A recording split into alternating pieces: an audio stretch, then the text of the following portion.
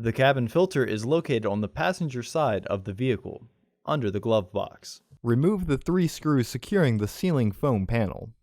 You can use just your hands. Pull the foam straight down to remove it. Slide the filter housing door to the right to disengage the securing tabs from their catch. Remove the old filter from the housing and clean out any debris inside. Install your new AQ1157C filter into the housing, with its airflow indicating arrow pointing towards the front of the car.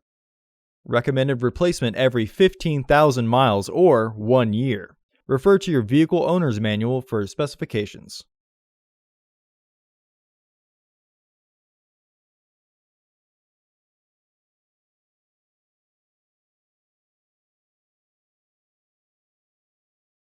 Slide the filter housing door to the left to secure the tabs behind their catch.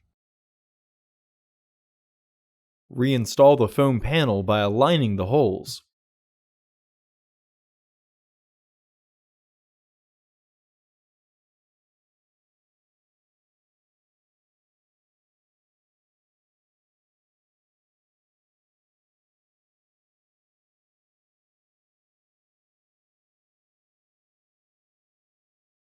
Reinstall the screws.